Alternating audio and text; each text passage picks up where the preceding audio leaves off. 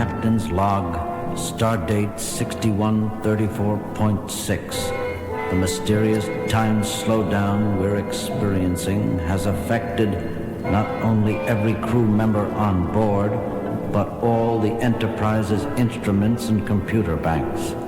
It's as if time itself were winding down, and us with it. Sensor readings confirm my hypothesis, Captain.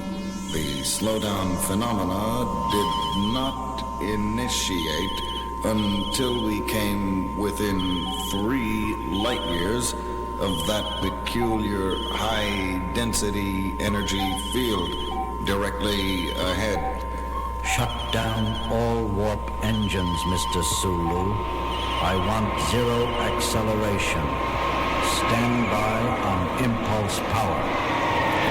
Shutting down engines now, Captain. Spock. Fascinating. The time slowdown seems to have leveled itself the moment we stopped approaching the energy field. For the moment, at least, things are getting no slower. That's all I wanted to know.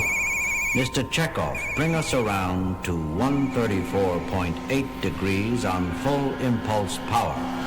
I want to put at least 10 light years between us and that energy field. Aye, sir.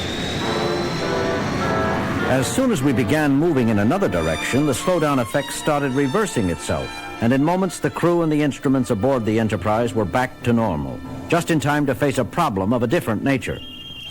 Alien vessel moving along our starboard at warp 3, Captain. Very well, Mr. Sulu. Shift over to warp 1 and remain on this course. Lieutenant Uhura, open all hailing frequencies. I'm trying, sir. Let's see what our shadow looks like. Activate the screen. Screen on, Captain. What do you make of it, Spock? Curious. Although I'm not familiar with the design of the vessel, I would most certainly say those markings on its hull suggest we're being flanked by a warship. Message from the alien craft coming through now, sir. Attention, enemy unit. This is Conrack speaking. Surrender your vessel at once or face annihilation. You do not have long to decide. End of transmission, sir. What was that you were saying about a warship, Spock? Perhaps this other ship believes we are responsible for the time slowdown. That would certainly explain their hostility. They certainly don't feel like explaining it. Damage report. One of our shields is buckling. Moderate casualties in decks 35 to 38. Warp engines holding steady. Armed photon torpedoes, Mr. Chekhov. Photon torpedoes armed and ready, sir. Very well. Bring us about to 25.5 degrees, Mr. Sulu, and we'll be in position to... A moment, Captain. Something strange on my sensors. Report, Spock. Although the dimensions of their warship are even larger than the Enterprise, sensors indicate only 2 beings aboard. 2? Is that possible? Possible or not, it is a fact, Captain. I would suggest it might be wiser to... I'm way ahead of you, Spock.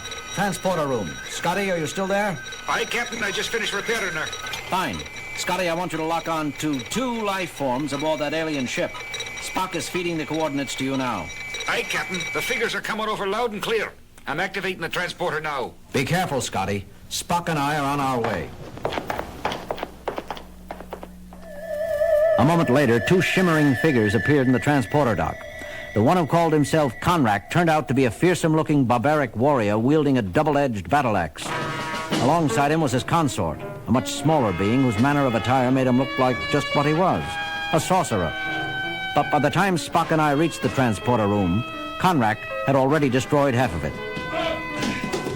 Scotty was slumped in a corner, his body bruised and battered, and it quickly became apparent Conrack had me marked for the same treatment. Captain, look out! Using all the advanced fighting techniques at my command, the best I could do was just stay alive. Conrack's strength was frightening. If any one of his blows connected at its full force, I was done for. But Spock had observed what I was far too busy to notice. All during the fight, Conrack's consort stood absolutely still, his hands rubbing his temples methodically, almost as if he were casting a spell. Acting on pure logic, Spock made an assumption, and he was right. Suddenly, the course of the battle changed. Conrack's unbelievable strength was quickly reduced to the level of a normal man. Now I had the advantage and the superior fighting skills. Enough! You have done the impossible. You have beaten me, Captain Kirk. Not so impossible, actually. I simply applied a Vulcan nerve pinch to your consort and caused him to pass out. Spock, I suppose I should say thank you, but I don't understand. Everything didn't become clear until we gathered in sickbay a few minutes later, and Dr. McCoy finished examining our pair of invaders. You want to repeat what you just said, Bones?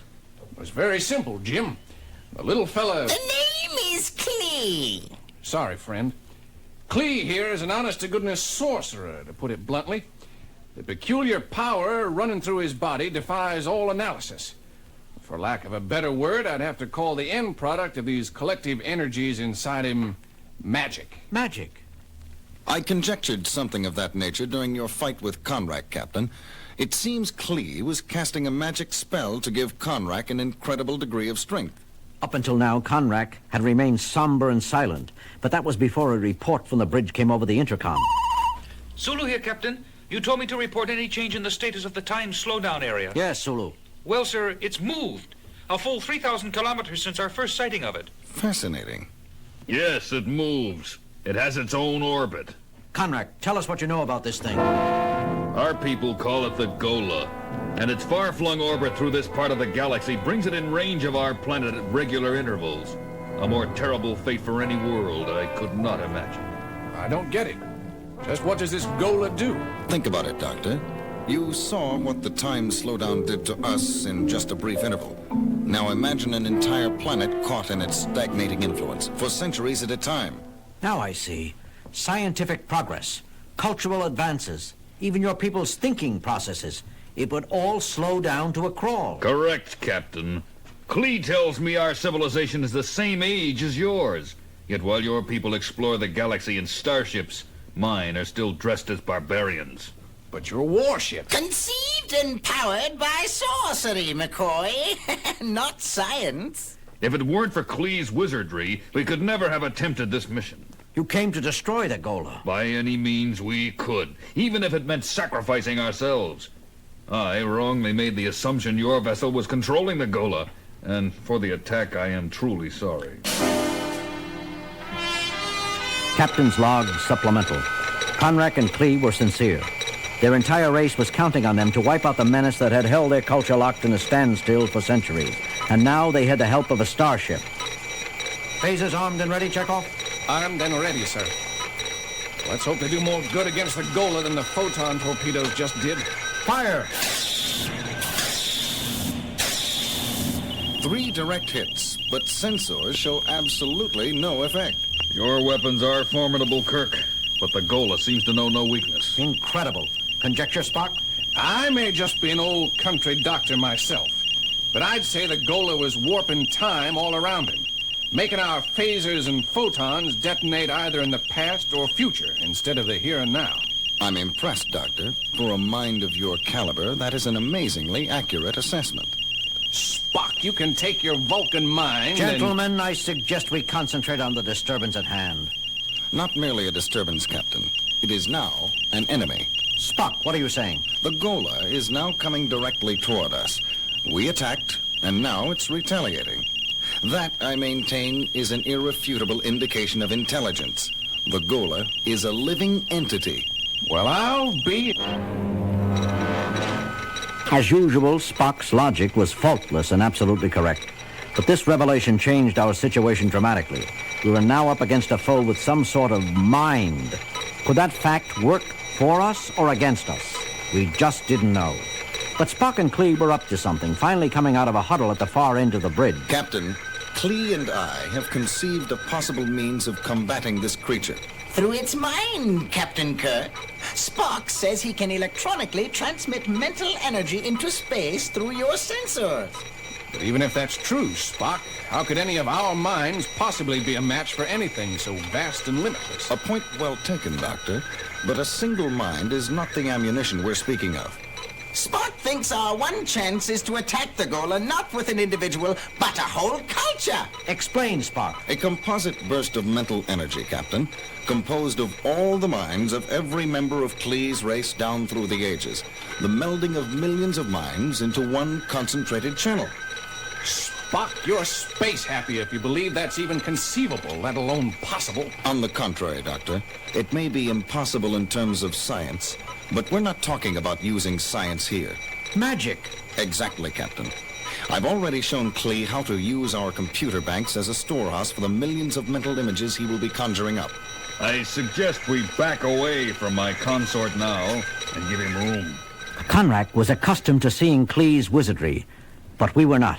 As his magic drew upon the mind streams of millions of his ancestors, the rest of us stood back in awe. It's fantastic, Spock. I would never have thought such a thing possible. Just how old is your culture, Conrack?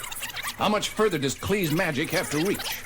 The exact date of our origin is unknown. We do know our oldest ancestors came from a far-off planet many eons ago. A planet called Earth. All of us share the same look of amazement. Earth, he said. Could Conrack and Klee be from our very own planet? Before we could explore the topic further, however... The Gola is still advancing and closing fast, sir. Klee! He's ready, Captain. The counterattack will begin now.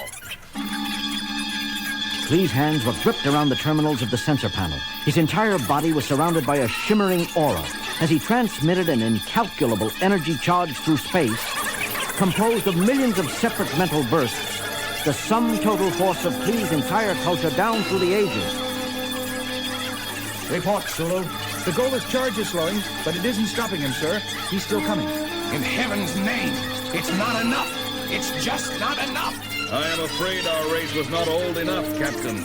Our culture's history has not amassed enough mind power to overcome the Gola's sheer mental strength. Spock! What the blazes is he doing? He's grabbing the terminals of the sensor panel. He is glowing with the same shimmering aura that envelops Klee. Oh, my God. I understand. We all did. Spock was picking up where Klee left off, using what was left of the magic spell to force feed his culture into the senses. I admire your first officer's courage, Kirk, but how can he hope to succeed where my consort failed? The Vulcan race is one of the oldest in the galaxy, Conrack.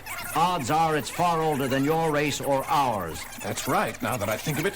Vulcan history goes back so far, Spock will have billions of more mind streams to draw from. Look, I think Spock's reached his limit. He must stop. Too much mental energy will kill him. Then it happened. All at once, Spock released the sum total of Vulcan mental energy amassed through millions of years, transmitted through our sensors in one massive charge. And although the invisible charge did not show up on our screens, the result did. Look! Spock's done it! The Gola is backing away! It's trying to flee, but it's slowing down! I believe that last energy burst paralyzed it. That is correct, Conrack. Spock, you're all right? Somewhat exhausted, but feeling satisfactory, Captain. And you, Klee? I'm fine. Now that I know we've finally beaten the scourge of our race. Now that we've got the Gola where we want it, what do we do with the blasted thing? I am addressing that problem at this very moment, Doctor. Explain, Spock. In transmitting that mental burst to the Gola, I came in contact with its mental center, Captain. What we would call its mind. I have just completed a circuit that will allow all of us to hear what it is thinking at this moment. Incredible. I never could have guessed such a thing. Spock, that sounds like the crying of a baby. Very astute, Doctor. Gentlemen, Gola is a mere infant.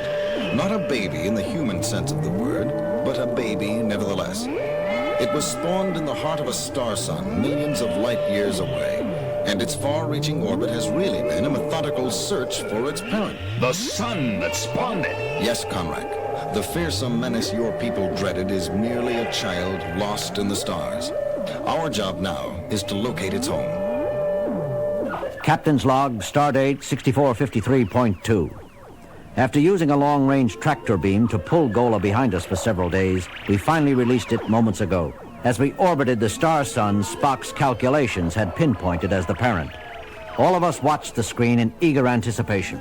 Instruments show the Gola is now stationary in the core of the star sun, Captain. Thank you, Mr. Sulu. I think it's safe to say the baby is home. Well, Spock, I've got to hand it to you. As a galactic babysitter, you're not half bad. See you all later. Spock, about Conrack and Klee, something bothers me. Captain, we returned them to their home planet. With Gola gone, they'll begin to progress normally now. I don't see a problem. That part about them coming from a planet called Earth, I can't help wondering if it was our Earth. But there are no historical records of an ancient civilization vanishing from Earth that long ago. Curious.